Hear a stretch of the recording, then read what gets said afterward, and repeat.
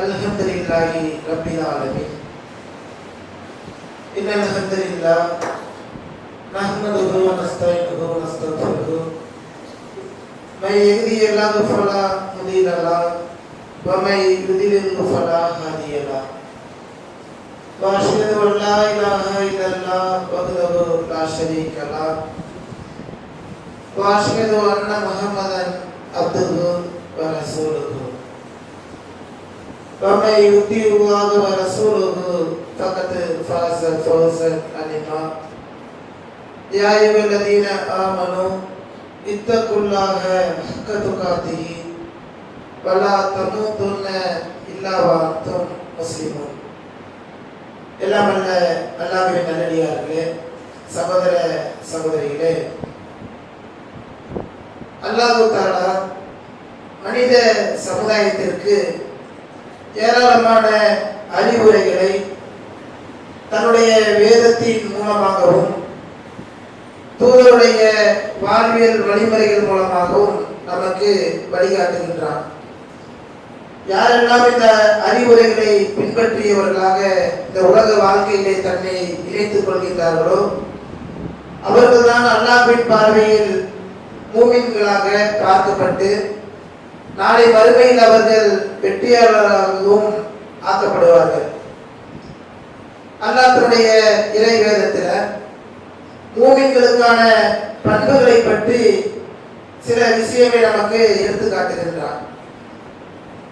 அப்படி அந்த மூமின்களுடைய பண்பாக அல்லாஹ் ஒரு விஷயத்தை நமக்கு எடுத்து சொல்லும் பொழுது பஸ்ஸிரு இபாத், சொர்க்கம் குறித்து இவர்களுக்கு நற்செய்தி கூறுங்கள். யாருக்கு அந்த நற்செய்தி என்று சொன்னால் அல்லதீன யஸ்தமிஊனல் கௌல ஃபயஸ்தமிஊன அஹ்ஸனா, இவர்களுக்கு நீங்கள் அறிவுரைகள் கூறப்பட்டால் அந்த அறிவுரைகளை அவர்கள் செவி தாழ்த்தி கேட்கக்கூடியவராக இருப்பார்கள். அந்த அறிவுரைகளில் அவர்கள் அழகானதை பின்பற்றக்கூடியவர்களாக இருப்பார்கள்.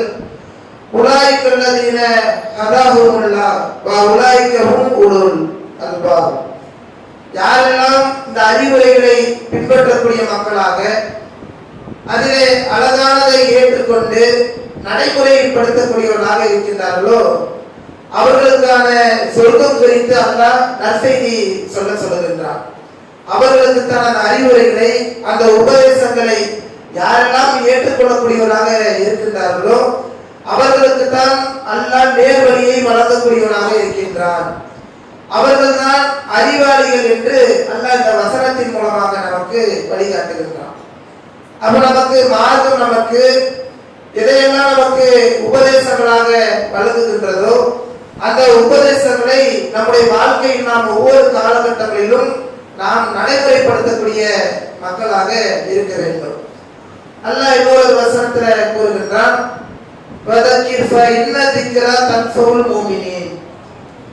அவர்களுக்கு நீங்கள் உபதேசம் வழங்குங்கள்.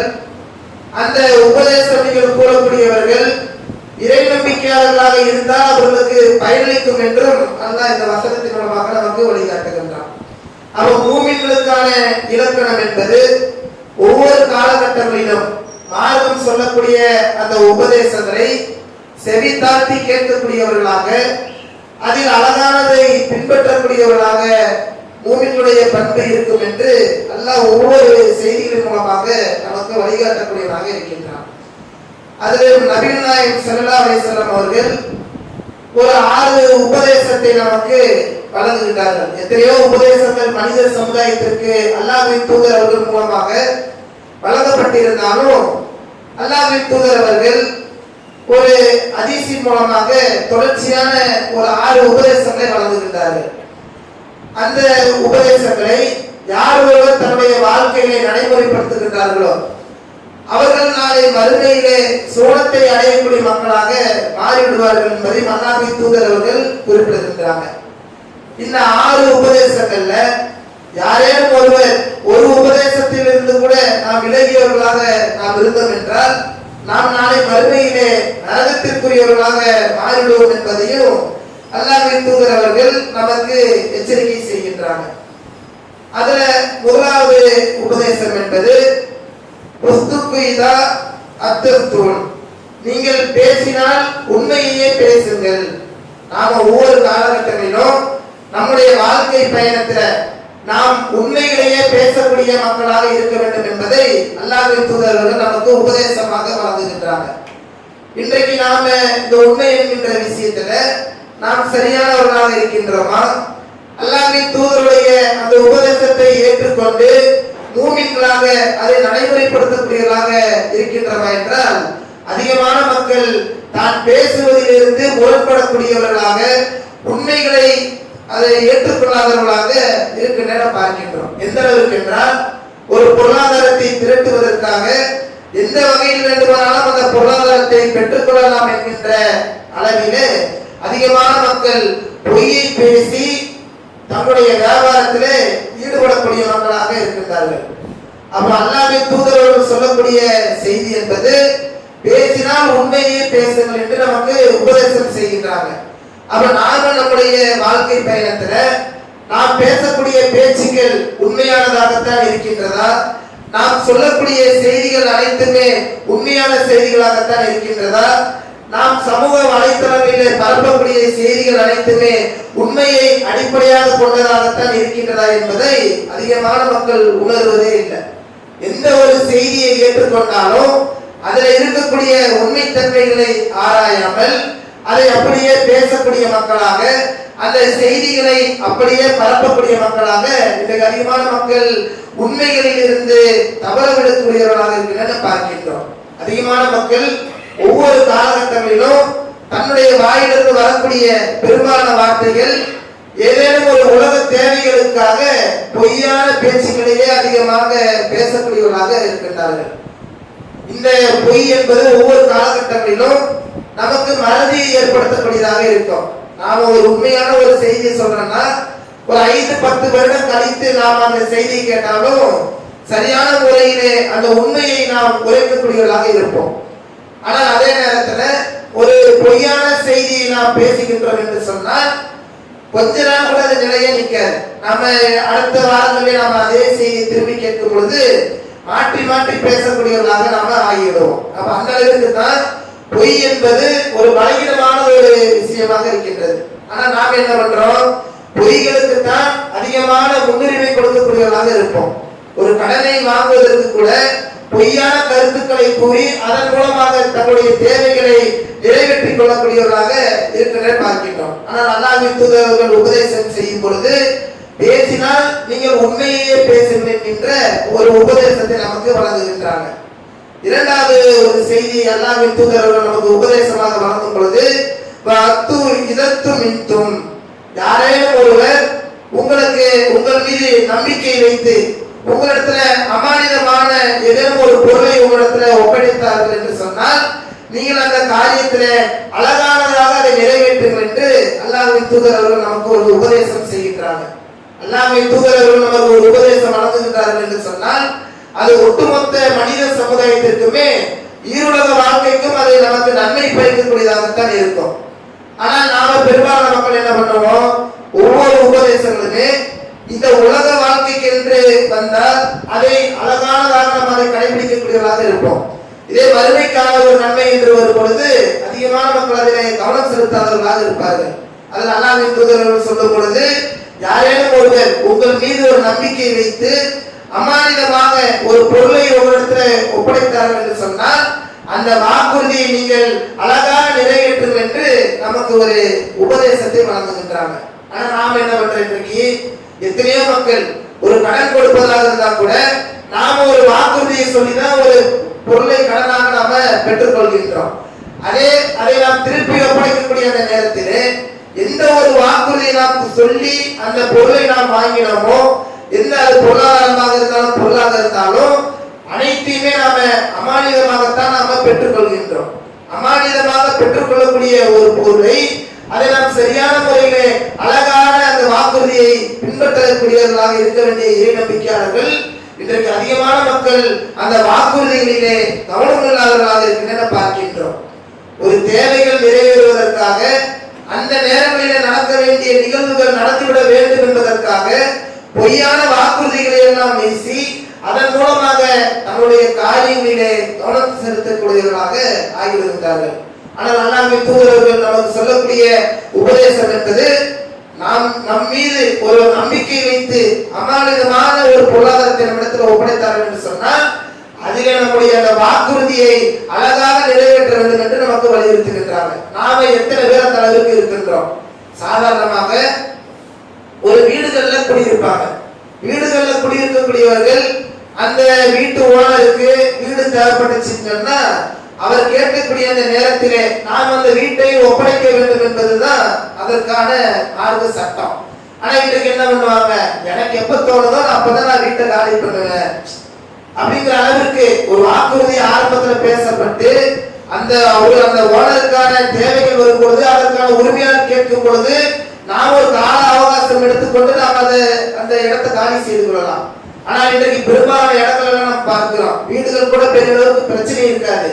ஆனா இந்த கடை வைத்திருக்கக்கூடியவர்கள் என்ன நினைக்கிறாங்கன்னா, கடையில ஓனருக்கு ஏதேனும் ஒரு காரணத்துக்காக தேவைப்பட்டுச்சுன்னா இந்த கடை வைத்திருக்கக்கூடியவரை அந்த இடத்தை விட்டு வெளியேற்றுவதற்கு பெரும்பாடுபடக்கூடியவர்களாக இருக்கின்றன பார்க்கின்றோம். அப்ப அந்த அளவுக்கு ஒவ்வொரு மக்களுமே இன்றைக்கு வாக்குறுதிகளிலே கவனம் இல்லாதவர்களாக அமானிதங்களை பேணாதவர்களாக இருக்கின்றன பார்க்கின்றோம். அடுத்ததாக அல்லாஹ்வின் தூதர் சொல்லும் பொழுது நீங்கள் உங்களுடைய கற்பை பேணி பாதுகாத்துக் கொள்ளுங்கள் என்கின்ற ஒரு உபதேசத்தை நமக்கு வழங்குகின்றாங்க.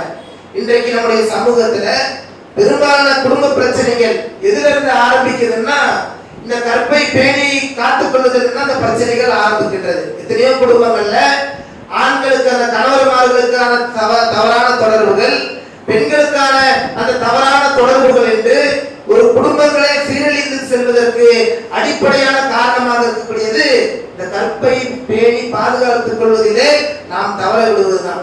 எத்தனையோ செய்திகளை எல்லாம் நாம் தொடர்ச்சியாக பார்த்து கொண்டே இருக்கின்றோம். கள்ளக்காதல் விவகாரம் என்கின்ற பெயரில கணவனை கொலை செய்வது, மனைவியை கொலை செய்வது, குழந்தைகளை கொலை செய்வது என்று தொடர்ச்சியான இது போன்ற பிரச்சனைகள் எதனால ஏற்படுதுன்னா தன்னிடத்துல இருக்கக்கூடிய அந்த சரியான நாம் நம்முடைய கற்பை பேணி பாதுகாத்துக் கொள்ள வேண்டும் என்கின்ற அந்த சிந்தனை இல்லாததோடைய ஒரு விளைவாகத்தான் அது அமையப்பட்டிருக்கின்றது. சில வீடுகள்ல சந்தேகம் என்கின்ற ஒரு பிரச்சனை வந்து கூட ஒருவர் மீது ஒருவருக்கு ஏற்படக்கூடிய அந்த சந்தேக பிரச்சனை என்பது ஒரு குடும்பத்தையே சீரழிக்கக்கூடியதாக மாறிவிடுகின்றது. கடந்த வாரங்களில் நாம் பார்க்கிறோம், சென்னை மண்வெளியில கணவன் மனைவி 2 நபர்களுமே நல்ல வெண்மை நிறத்தோடு இருக்கிறாங்க.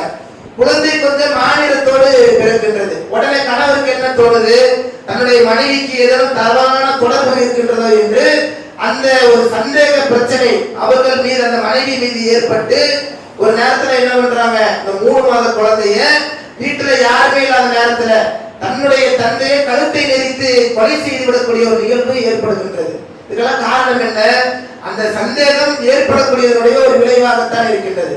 அப்ப ஆண்களாக இருந்தாலும் பெண்களாக இருந்தாலும் தங்களுடைய வாழ்நாள் முழுக்க தன்னுடைய கற்பை பேணி பாதுகாத்துக் கொள்ளக்கூடியவர்களாக இருக்க வேண்டும் என்பதை அல்லாஹ்வின் தூதர் அவர்கள் நமக்கு ஒரு உபதேசமாக வழங்குகின்றாங்க. எத்தனையோ ஜமாத்துகளுக்கு தொடர்ச்சியான கடிதங்கள் வந்து கொண்டே இருக்கின்றது. தலாக்கு, குலா என்று தொடர்ச்சியான பிரச்சனைகள் வந்து கொண்டே இருக்கின்றது. தமிழ்நாட்டில் அதிகமான விவாகரத்து பிரச்சனைகள் எங்க ஏற்படுதுன்னா கோயம்புத்தூர்ல தான் ஏற்படுது. இப்ப இதுக்கெல்லாம் காரணம் என்னன்னா இன்றைக்கு இருக்கக்கூடிய அந்த உணவுகளில் ஏற்படக்கூடிய மாற்றங்கள், அதே போல உடைகளிலே ஏற்படக்கூடிய அந்த மாற்றங்கள் என்பது சில மக்களுக்கு ஏற்படக்கூடிய அந்த உடல் பலவீனத்தை பொறுத்து கணவன் மனைவிகளுக்குள்ள அந்த கற்பை பேணி பாதுகாத்துக் கொள்ள வேண்டும் என்கின்ற அந்த சிந்தனையில் இருந்து அவர்கள் வெளியேறியவர்களாக மாறிடுகின்றாங்க. எத்தனையோ பிரச்சனைகள் தொடர்ச்சியாக வந்து கொண்டே இருக்கின்றது. தலாக்கு வேணும், குலா வேணும். இதற்கெல்லாம் அடிப்படையான காரணம் என்னன்னு பார்த்தா இந்த ஒரு செக்ஸை மையமாக வைத்த ஒரு காரியமாகத்தான் இருக்கின்றது. அப்ப அல்லாஹ்வின் தூதர்கள் சொல்லும் பொழுது கற்பை பேணி பாதுகாத்துக் கொள்ளுங்கள் என்று நமக்கு அதிகமாக வலியுறுத்துகின்றாங்க. ஒரு சமுதாயத்துல அதிகமான பிரச்சனை எதிலிருந்து ஆரம்பிக்குதுன்னா அது இது போன்ற கற்பின் மூலமாக ஏற்படக்கூடிய பிரச்சனைகளாகத்தான் இருக்கின்றது. நாம் எவ்வளவு செய்திகளை தொடர்ச்சியாக பார்க்கக்கூடிய நிலையில ஒரு குடும்பத்துக்குள்ள ஏற்படக்கூடிய பிரச்சனைகளாக இருந்தாலும், சமூகத்தில் ஏற்படக்கூடிய மாற்றங்களாக இருந்தாலும் அல்லாஹ்வின் தூதர்கள் சொன்ன அந்த உபதேசத்தின் அடிப்படையில் நம்முடைய கற்பை நாம் பேணி பாதுகாத்தோம் என்று சொன்னால் சமூகம் என்பது நிம்மதியான ஒரு வாழ்க்கையை ஏற்படுத்தக்கூடிய குடும்பம் என்பது ஒரு சீரான ஒரு வாழ்க்கை ஏற்படுத்தக்கூடிய ஒரு களமாக அமையும் என்பதனால்தான் அல்லாஹ்வின் தூதர் அவர்கள் இந்த உபதேசத்தின் மூலமாக நம்மை எச்சரிக்கை செய்யக்கூடியவர்களாக இருக்கின்றார்கள். அடுத்ததாக அல்லாஹ்வின் தூதர் அவர்கள் சொல்லும் பொழுது ரகு அபுசாரக்கும், நீங்கள் ஒவ்வொரு காலகட்டங்களிலும் உங்களுடைய பார்வைகளை தாழ்த்திக் கொள்ளுங்கள் என்கின்ற ஒரு உபதேசத்தை நமக்கு வழங்குகின்றாங்க. எத்தனையோ இடங்கள்ல தவறான தொடர்புகள் ஏற்படுவதற்கும் தவறான சிந்தனைகள் ஏற்படுவதற்கும் அடிப்படையான காரணமாக இருக்கக்கூடியது இந்த பார்வைகளை தாழ்த்திக் கொள்வதிலிருந்து நாம விலகி இருப்பதுதான். எவ்வளவோ விஷயங்கள் நாம் வாழக்கூடிய பகுதிகளில் நாம் நடக்கக்கூடிய சாலைகளில் கடந்து சென்றாலும் நாம இது போன்ற தீமைகளிலிருந்து நாம் விலகியவர்களாக இருக்க வேண்டும். அல்லாஹ்வின் தூதருடைய அந்த அறிவுரைகளை உபதேசங்களை ஏற்றுக்கொண்ட இறை நம்பிக்கையாளர்களாக நாம் செயல்பட வேண்டும் என்று சொன்னால் நம்முடைய பார்வைகளை நாம் தாழ்த்திக் கொள்ளக்கூடிய மக்களாக இருக்க வேண்டும். சைத்தான் என்பவன் எந்த வடிவத்தில் வேண்டுமானாலும் நம்மை வழிகெடுப்பதற்கு வரக்கூடியவனாக இருக்கின்றான். ஆனால் இறை நம்பிக்கை கொண்ட மக்களாக அல்லாஹ்வின் தூதர் அவர்களை தலைவராக ஏற்றுக்கொண்டு செயல்படக்கூடிய முஸ்லிம்களாக இருக்கக்கூடிய நாம் அல்லாஹ்வின் தூதர் எதையெல்லாம் நமக்கு உபதேசமாக வழங்கினார்களோ அந்த உபதேசங்களை நம்மை நாம் அதிகமாக இணைத்துக் கொண்டவர்களாக அதில் நம்முடைய வாழ்க்கையை நாம் சுய பரிசோதனை செய்து கொள்ளக்கூடிய மக்களாக நாம இருக்க வேண்டும். அடுத்ததாக அல்லாஹ்வின் தூதர் அவர்கள் ஆறாவதான ஒரு செய்தியை சொல்லுகின்றாங்க. ஐதியக்கும், கரங்களை நீங்கள் அடக்கிக் கொள்ளுங்கள் என்கின்ற ஒரு செய்தியை சொல்றாங்க. இன்றைக்கு எத்தனையோ பேர் பார்க்கிறோம், கோபங்கள் ஏற்படக்கூடிய அந்த சூழ்நிலையிலே அந்த கோபத்தின் விளைவாக அடுத்த மக்களை தன்னுடைய கரங்களின் மூலமாக அடிக்க பாயக்கூடியவர்களாக இருக்கின்றாங்க. அற்பமான ஒரு சின்ன பிரச்சனைகளாக இருக்கும், அற்பமான சில காரியங்களாக இருக்கும். அதற்கெல்லாம் இன்றைக்கு அதிகமான மக்களுடைய செயல்பாடுகள் என்பது அந்த கோபத்தை பொறுத்துக் கொள்ள முடியாமல் தங்களுடைய கரங்களை அடக்கிக் கொள்ள முடியாமல் அதிகமான மக்கள் வீணான சண்டை சச்சரவுகளிலே ஈடுபடக்கூடியவர்களாக ஆகிவிடுகின்றாங்க. சாதாரணமான ஒரு விபத்து ஏற்பட்டிருக்கும், உடனே அந்த இடத்துல என்ன தேவைகளோ அதை செய்து விட்டு அதற்கு அடுத்த காரியங்களிலே நாம் சென்று விட்டோம் என்று சொன்னால் 5-10 நிமிடங்கள்ல அது இலகுவாக கடந்து விடக்கூடியதாக ஆகிவிடும். ஆனா என்ன பண்ணுவாங்க, யார் முதல்ல பேசுகின்றார்களோ அவர்கள் குரலை அதிகமாக ஒசத்தக்கூடியவர்களாக, யாரேனும் ஒருவர் அதிலே வலிமை உள்ளவராக இருந்தார் என்று சொன்னால் அதற்காக தன்னுடைய கரங்களின் மூலமாக எதிர்த்தரப்பினரை அடிக்கக்கூடியவர்களாக. இன்னும் சில குடும்பங்களை பார்க்கிறோம், கணவனாக இருக்கக்கூடியவன் அற்பமான காரியங்களுக்காக எல்லாம் மனைவியை அடிக்கக்கூடியவனாக என்று ஒவ்வொருவருமே இந்த கரங்களை அடக்கிக் கொள்ளாமல் தன்னுடைய வலிமையை வெளிப்படுத்தக்கூடியவராக இருக்கின்றன பார்க்கின்றோம்.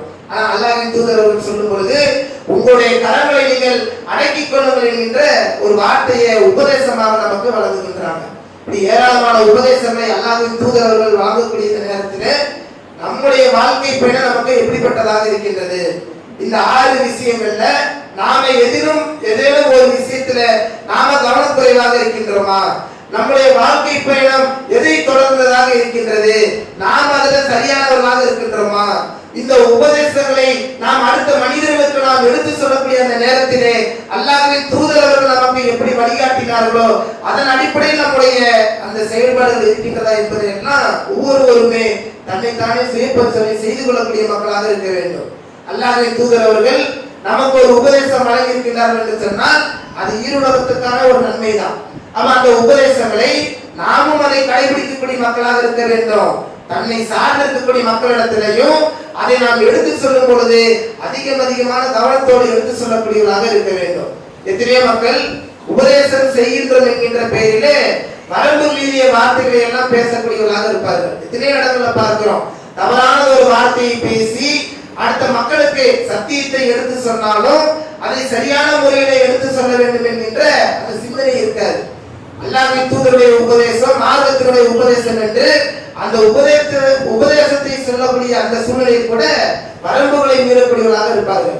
அவன் மார்க்கம் நமக்கு சொல்லக்கூடிய ஒவ்வொரு செய்திகளுமே நம்முடைய ஈருலக வாழ்க்கையையும் மையமாக வைத்ததாக இருக்கின்ற காரணத்தினால அல்லாஹ்வின் தூதர் எதையெல்லாம் நமக்கு உபதேசமாக வழங்கினார்களோ அந்த உபதேசங்களை நம்முடைய வாழ்க்கையிலே ஒவ்வொரு காலகட்டங்களிலும் நம்மை நாமே சுய பரிசோதனை செய்து கொண்டு நம்முடைய வாழ்க்கை பயணம் எப்படிப்பட்டதாக இருக்கின்றது, அல்லாஹ்வும் அவனது தூதர் நமக்கு சொல்லக்கூடிய உபதேசங்கள் நம்முடைய வாழ்க்கையிலே இருக்கின்றதா என்பதை எல்லாம் ஆராய்ந்து அதன் அடிப்படையில் நம்முடைய வாழ்க்கையை அமைத்துக் கொள்ளக்கூடியதாக இருக்க வேண்டும் என்று சொன்னால் அல்லாஹ் நமக்கு சொல்லும் பொழுது அந்த அறிவுரை நீங்கள் கூறுங்கள், மூமின்களுக்கு அது பயனளிக்கும் என்று அல்லாஹ் சொல்லுகின்றான். அப்ப நாம மூமின்களாக இருந்தோம் என்றால் நாம் வாழக்கூடிய இந்த காலகட்டங்களிலே நம்முடைய வாழ்நாளிலே எத்தனையோ உபதேசங்களை தொடர்ச்சியாக கேட்டுக்கொண்டே இருக்கின்றோம்.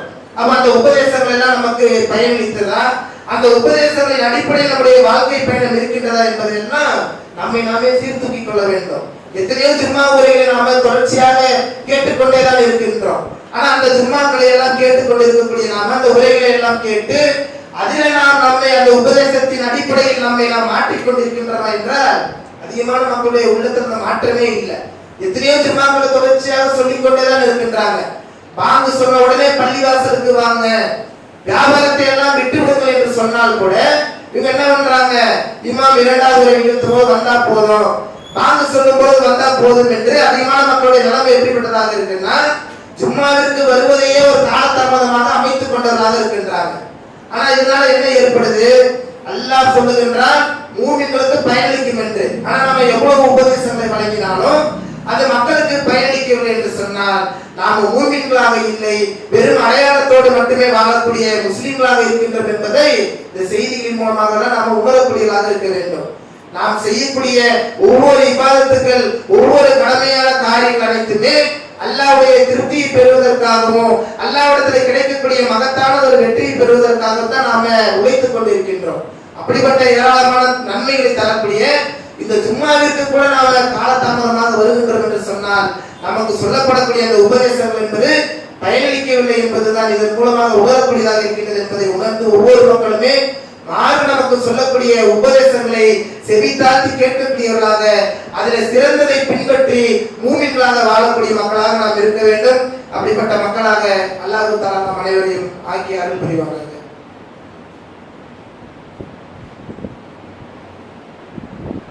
அல்ஹம்துலில்லாஹி ரப்பில் ஆலமீன்.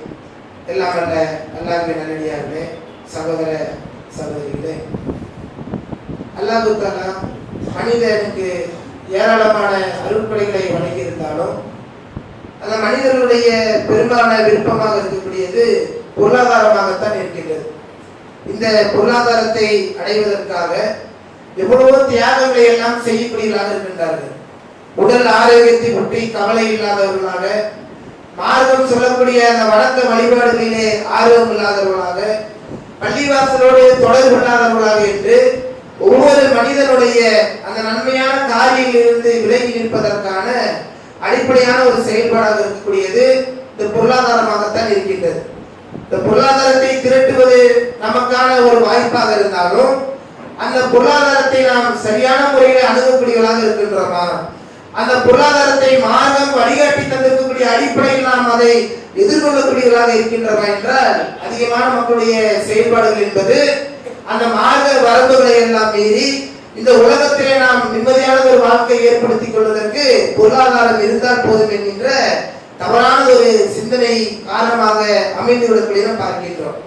அல்லாஹ் தன்னுடைய திருமறையில மூமின்களுடைய பண்புகளை பற்றி அல்லாஹ் குறிப்பிடுகின்றான். அல்லதீன யுமினூன பில் கைபி வ யுகீமூன ஸலாத்த வ மிம்மா ரஸக்னாஹும் யுன்ஃபிகூன். யார் இந்த இறை நம்பிக்கையாளருடைய பண்புகளை பற்றி அல்லாஹ் குறிப்பிடும் பொழுது இறை நம்பிக்கையாளர்களாக இருக்கக்கூடியவர்கள் மறைவானவற்றின் மீது நம்பிக்கை வைத்திருப்பார்கள், தொழுகையை கடைபிடிப்பார்கள், இன்னும் அல்லாஹ் அவர்களுக்கு வழங்கி இருக்கக்கூடிய அந்த பொருளாதாரத்தை நல்வழியில் செலவிடக்கூடியவர்களாக இருப்பார்கள் என்று அல்லாஹ் அந்த பொருளாதாரம் குறித்து இறை நம்பிக்கையாளருடைய பண்பை குறித்து நமக்கு குறிப்பிடுகின்றார். நபிகள் நாயகம் ஸல்லல்லாஹு அலைஹி வஸல்லம் அவர்கள் சொல்லும்போது இந்த பொருளாதாரம் குறித்து அல் மாலு அல் பனூன், பொருளாதாரம் என்பது உங்களுக்கு சோதனையாக இருக்கின்றது. ஒவ்வொரு சமுதாயத்தினருக்கும் ஒவ்வொரு சோதனைகள் வழங்கப்பட்டது. என்னுடைய சமுதாயத்தினருக்கு வழங்கப்பட்ட அந்த சோதனை என்பது பொருளாதாரம் என்று அல்லாஹ்வின் தூதர் அவர்கள் எச்சரிக்கை செய்கின்றாங்க. அந்த பொருளாதாரம் என்பது மூமின்களுக்கான பண்பு என்பது அவர்கள் அல்லாஹ் வழங்கி இருக்கக்கூடிய அந்த பொருளாதாரத்தை அல்லாஹ்வின் பாதையிலே செலவிடக்கூடியவர்களாக இருப்பார்கள். அதே போல அந்த பொருளாதாரத்தை சோதனையாகவும் எதிர்கொண்டு செயல்படுவார்கள் என்று இந்த இரண்டு செய்திகளின் மூலமாக மார்க்கம் நம்மை எச்சரிக்கை செய்கின்றது. இன்னும் கூடுதலாக அல்லாஹ்வின் தூதர் அவர்கள் சொல்லும் பொழுது இந்த பொருளாதாரம் என்பது ஒவ்வொரு மனிதனுக்குமே ஒரு கவர்ச்சியை உண்டாக்கக்கூடியதாக இருக்கின்றது, ஒரு ஆறுதலை ஏற்படுத்தக்கூடியதாக இருக்கின்றது. அது ஒரு சிறந்த தோழனாக அவர்களுக்கு மாற வேண்டும் என்று சொன்னால் அதை சரியான முறையிலே அவர்கள் அதை ஏற்படுத்திக் கொள்ள வேண்டும். மார்க்கம் வழிகாட்டி தந்திருக்கக்கூடிய அடிப்படையில் அதை அந்த பொருளாதாரத்தை கையாளக்கூடியவராக இருக்க வேண்டும் என்பதை அல்லாஹ்வின் தூதர் அவர்கள் நமக்கு வழிகாட்டுகின்றாங்க. ஒவ்வொரு செய்திகளுமே பொருளாதாரம் குறித்து அதிகமான நமக்கு ஒரு எச்சரிக்கை விடுத்தாலும், இன்றைக்கு நாம் அந்த பொருளாதாரத்தை திரட்டுவதாக இருந்தாலும், அந்த பொருளாதாரத்தை நாம் செலவு செய்வதாக இருந்தாலும் அதிகமான மக்கள் கவனமில்லாதவர்களாகத்தான் இருக்கின்றாங்க. பொருளாதாரம் எந்த வடிவத்தில் வந்தாலும் அதை நாம் பெற்றுக்கொள்ளலாம் என்கின்ற அடிப்படையிலே ஹலால் ஹராமை பேணாதவர்களாக, இன்றும் வரம்புகளை எல்லாம் மீறக்கூடியவர்களாக என்று பொருளாதாரத்தை அதிகமான வடிவங்களிலே அதை ஹலாலான வகையிலே திரட்ட வேண்டிய முஸ்லிம்கள் ஹராமான வகையிலே திரட்டிக் கொள்ளக்கூடியவர்களாக மாறிவிடுகின்றார்கள். அதே போல பொருளாதாரத்தை செலவு செய்யக்கூடிய அந்த நேரத்தில் கூட இன்றைக்கு நம்முடைய சமூகத்தில் வாழக்கூடிய எத்தனையோ மக்கள் மிகவும் பலகீனமானவர்களாக இருக்கின்றார்கள். மருத்துவ உதவி கேட்டு வருகின்றாங்க, கல்வி உதவி கேட்டு வருகின்றாங்க, இன்னும் வாழ்வாதார உதவி கேட்டு என்று எத்தனையோ மக்கள், ஒவ்வொரு மக்களுமே பொருளாதாரத்தை கேட்டு ஜமாத்தார்களை தொடர்ச்சியாக நாடிக்கொண்டே இருக்கின்றார்கள். ஆனால் இந்த சமூகத்துல அதையெல்லாம் கண்டும் காணாதது போல எத்தனையோ மக்கள் பொருளாதாரத்தை வீணுக்கும் விரைவுக்குமாக செலவு செய்யக்கூடியதாக இருக்கின்றாங்க. திருமணம் என்று வந்துச்சுங்கன்னா அந்த திருமணத்திலே செலவுகளில் போட்டி போடக்கூடிய மக்களாக, மாற்று மத கலாச்சாரங்களை அதிலே நிலைநிறுத்தக்கூடிய மக்களாக என்று தன்னை முஸ்லிம்களாக அடையாளப்படுத்திக் கொள்ளக்கூடியவர்கள் திருமணம் என்று வரக்கூடிய அந்த நிலையிலே மார்க்க வரம்புகளை எல்லாம் மீறி அதனை வீண்வரையும் செய்யக்கூடிய மக்களாக இருக்கின்றன பார்க்கின்றோம். அப்ப நாம மூமின்களாக இருக்கின்றோம் என்று சொன்னால், மூமின்களாக இருக்கக்கூடிய நாம அல்லாஹ் நமக்கு எவ்வளவு செல்வத்தை வழங்கி இருக்கின்றானோ அந்த செல்வத்தை நாம் அல்லாஹ்வின் பாதையிலே நாம் செலவு செய்யக்கூடிய மக்களாக இருக்க வேண்டும். அதை தவிர்த்து விட்டு வீணான விளையாட்டான காரியங்களுக்காக, நன்மை இல்லாத காரியங்களுக்காக எல்லாம் நாம் அந்த பொருளாதாரத்தை செலவு செய்தோம் என்று சொன்னால் அந்த பொருளாதாரம் என்பது நமக்கு இந்த உலகத்துல நமக்கு பயனளிக்காது, நாளை மறுமையில் நமக்கு பயனளிக்காமல் நம்மை நரகத்திற்கு அழைத்து செல்லக்கூடியதாக மாறிவிடும் என்பதைத்தான் இந்த பொருளாதாரம் குறித்து நமக்கு அதிகமாக எச்சரிக்கை செய்கின்றது. அப்ப இது போன்ற இந்த உபதேசங்களை எல்லாம் ஒவ்வொரு காலகட்டங்களிலும் தொடர்ச்சியாக கேட்டுக்கொண்டிருக்கக்கூடிய நாம அந்த பொருளாதாரத்தை மார்க்க நமக்கு வழிகாட்டி தந்திருக்கக்கூடிய அடிப்படையில் அதை நாம் அணுகக்கூடிய மக்களாக, அந்த பொருளாதாரத்தை எதிர்கொள்ளக்கூடிய மக்களாக நாம் இருக்க வேண்டும். அப்படிப்பட்ட மக்களாக அல்லாஹ் தஆலா நம் அனைவரையும் ஆக்கி அருள் புரிய வேண்டும் என்று துஆ செய்து என்னுடைய இந்த உரையை நிறைவு செய்கின்றேன். வாகிர் தவானா அல்ஹம்துலில்லாஹி ரப்பில் ஆலமீன். அஸ்ஸலாமு அலைக்கும் வரஹ்மத்துல்லாஹி வபரகாத்துஹு.